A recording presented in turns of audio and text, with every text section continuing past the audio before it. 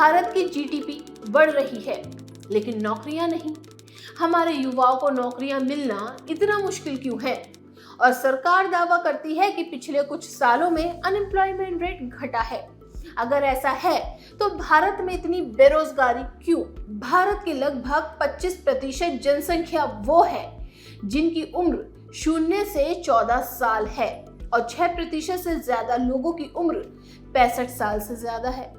ये वो लोग हैं जो वर्क फोर्स में नहीं आते, मतलब जिनकी कोई अर्निंग नहीं है, काम नहीं करते।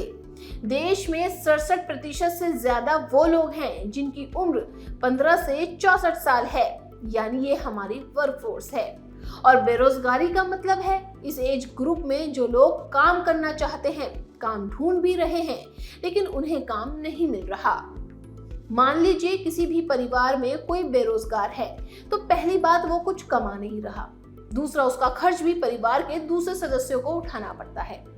इसमें सिर्फ उस परिवार का नुकसान नहीं बल्कि पूरे देश का है, क्योंकि अगर वो कमाएगा तो परिवार की इनकम के साथ साथ देश की जीडीपी में उसका कंट्रीब्यूशन होगा।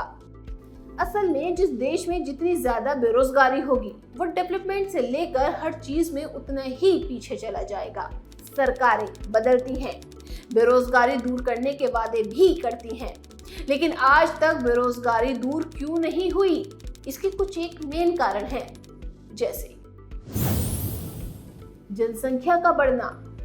वर्ल्ड बैंक डाटा के अनुसार 1990 में भारत में बेरोजगारी की दर 5.55% थी और वर्तमान को देखें तो फोर्ब्स इंडिया के अनुसार जुलाई 2023 तक बेरोजगारी दर 7.95% के करीब थी।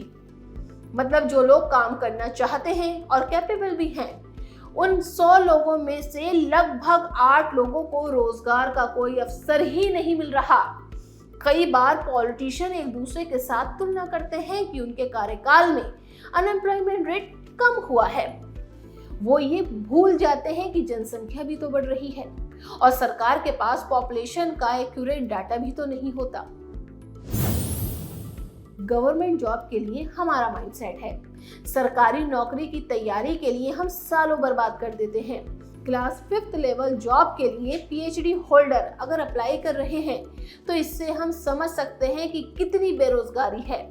इसके अलावा सरकारी भर्तियों में भी कमी आई है। इसका कारण कुछ और नहीं बल्कि सरकार की अस्पष्ट प्रशासनिक प्रक्रिया है। भर्तियों में पेपर लीक और एग्जाम कैंसिल होने की वजह एक ही भर्ती को पूरा होने में 4 से 5 साल लग जाते हैं और अब तो सरकारें भी गिव अप कर चुकी हैं और सेल्फ एम्प्लॉयमेंट के लिए पकौड़े बनाने को भी रोजगार बता रही हैं। इसकी एक और वजह इंडस्ट्रियलाइजेशन, डेवलपमेंट और टेक्नोलॉजी है, क्योंकि पहले जो काम मैन्युअली होते थे आज वो काम मशीनें और टेक्नोलॉजी कर रही हैं। टेक्नोलॉजी लगातार एडवांस हो रही है, इस वजह से युवाओं को अपनी करंट स्किल्स और नॉलेज के बावजूद नई चीजें सीखनी पड़ रही हैं और यही कारण है कि प्राइवेट कंपनियों को स्किल्ड यंगस्टर्स नहीं मिल पा रहे और उन्हें खुद अपने एम्प्लॉयज को ट्रेनिंग प्रोवाइड करवानी पड़ती है। पुअर एजुकेशन क्वालिटी एक और बड़ा कारण है। आज भारत में कॉलेज से निकले ज्यादातर युवाओं को बेसिक नॉलेज भी नहीं है। एक सीवी तक बनाने में उन्हें दिक्कत आती है। इसके अलावा ज्यादातर युवाओं को अपनी लोकल और राजभाषा के अलावा रीजनल भाषाओं का नॉलेज नहीं होता। अगर हमें पूरे समाज के साथ कनेक्ट होना है तो रीजनल भाषाओं का नॉलेज भी जरूरी है। द रेवोल्यूशन देशभक्त हिंदुस्तानी सिर्फ यही कहना चाहता है कि सही मायने में बेरोजगारी का कारण सरकार की कमियां हैं। हमारे पॉलिटिशियन जो नीतियां बनाते हैं, एक तो वो खुद पढ़े लिखे नहीं हैं और दूसरा अपने निजी स्वार्थ और राजनीति के चक्कर में ये नेता फील्ड एक्सपर्ट या सलाहकार समितियों की ज्यादातर एडवाइस को नजरअंदाज करते हैं, क्योंकि पावर इनके हाथ में है। इसलिए आप लोगों से हमारी अपील है कि सिर्फ पढ़े लिखे नेताओं को वोट दें, क्योंकि देश को बदलने के लिए सबसे पहले पॉलिटिकल सिस्टम को बदलना होगा।